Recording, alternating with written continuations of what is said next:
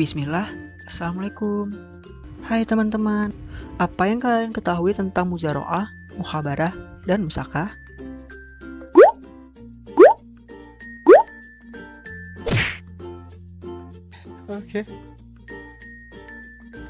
Oke, bagi teman-teman yang belum pernah mendengar muzaroah, mukhabarah, dan musyakah itu apa?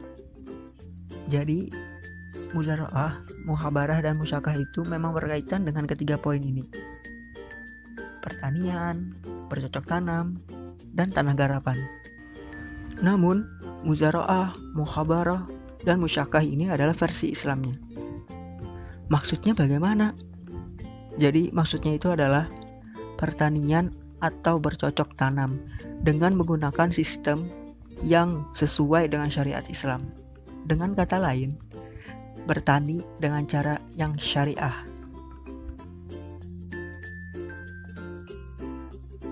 Di sini kita akan membahas maksud dari masing-masingnya, muzaroah, mukhabarah, dan musyakah. Yang pertama adalah muzaroah dan mukhabarah. Kenapa digabung antara muzaroah dan mukhabarah? Karena menurut beberapa ulama, antara muzaroah dan mukhabarah hampir tidak bisa dibedakan. Pengertian dari muzaroah dan mukhabarah itu pun hampir sama.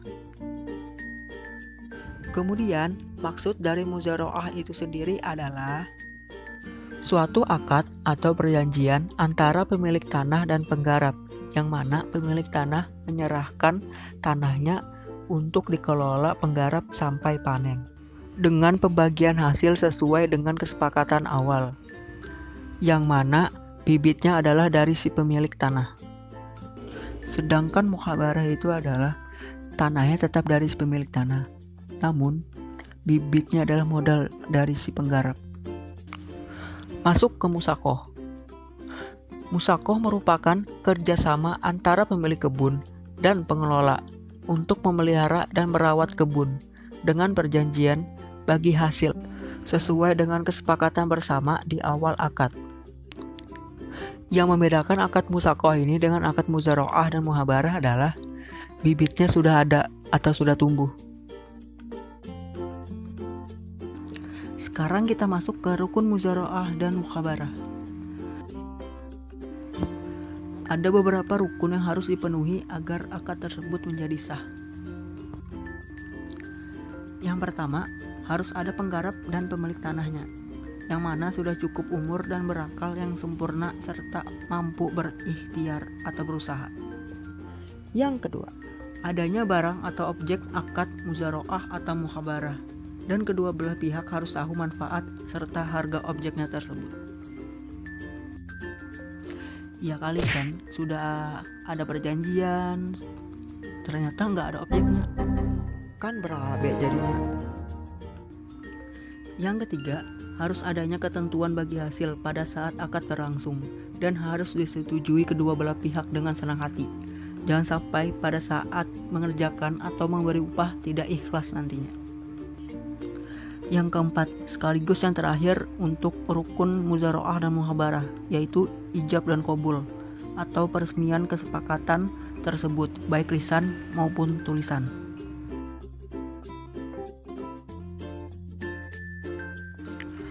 Masuk ke syarat muzaroah dan muhabarah. Menurut jumhur ulama, ada beberapa syarat yang harus dipenuhi agar terlaksananya akad tersebut. Yang pertama, syarat yang berkaitan dengan orang yang melakukan akad. Orang tersebut harus balik dan berakal agar mereka bisa bertindak atas nama hukum. Syarat yang kedua berkaitan dengan benih yang akan ditanam. Harus jelas dan menghasilkan. Syarat yang ketiga berkaitan dengan lahan pertanian, seperti jenis tanahnya cocok atau tidak, dan batas-batas lahan tersebut. Syarat yang keempat berkaitan dengan pembagian hasil, harus jelas dan bagian kedua belah pihak sudah diketahui berapa persennya. Syarat yang kelima berkaitan dengan waktu. Waktu pengerjaannya harus efisien dan jelas supaya tidak merugikan kedua belah pihak. Syarat yang keenam berkaitan dengan alat-alat yang digunakan saat bekerja. Sedangkan rukun dan syarat musyakoh ini tidak jauh berbeda dengan muzaroah dan muhabarah. Malah saya bilang sama. Namun bedanya di musyakoh ini pohonnya sudah ada dan pemilik tanah memerlukan orang lain untuk memeliharanya. Masuk ke sesi tanya jawab.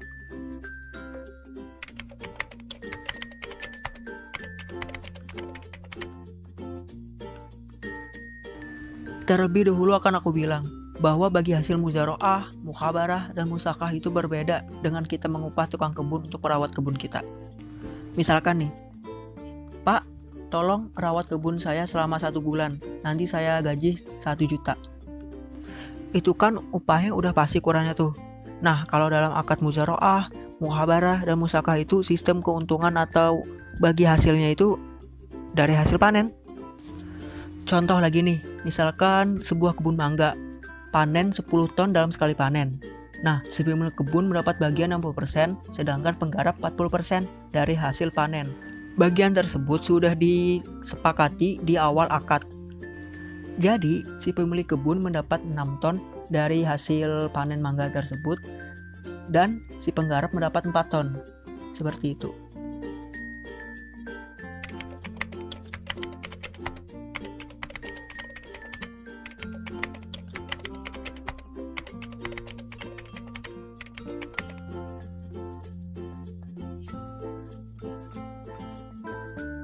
Akad muzaroah, mukhabarah, dan musakah ini sangat minim diimplementasikan di perbankan syariah. Perbankan syariah lebih senang bermain di murabahah, mudarobah, dan musyarakah karena menurut mereka itu lebih menjanjikan pengembalian dana yang pasti ke perbankan syariah. Sekedar info, akad yang mendominasi di perbankan syariah adalah mudarobah. Lalu, apa faktor penyebab minimnya sektor pertanian di perbankan syariah? Faktor yang pertama adalah dari orientasi bisnisnya. Sebagaimana kita ketahui, bank adalah lembaga profit oriented, yang mana perusahaan atau lembaga yang berlabel profit oriented disebut perusahaan yang segala perilaku yang dilakukannya hanya semata untuk memperoleh keuntungan. Faktor yang kedua adalah dari sumber daya manusianya. Banyak SDM perbankan kurang memahami akad muamalah itu sendiri. Faktor yang ketiga adalah dari segi jaringannya. Sangat sedikit perbankan syariah bisa sampai ke pelosok pedesaan. Faktor yang keempat dan yang terakhir adalah tentu saja dari segi resikonya.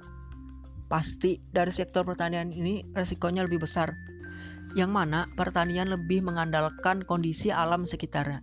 Misalkan alam lagi tidak bersahabat, hal tersebut akan mempengaruhi hasil panen, bahkan bisa mengakibatkan gagal total. Jadi, kesimpulannya adalah akad muzaroah, mukhabarah, dan musakah itu berbeda dengan sistem upah-mengupah, yang mana ketiga akad ini adalah sistem bagi hasil.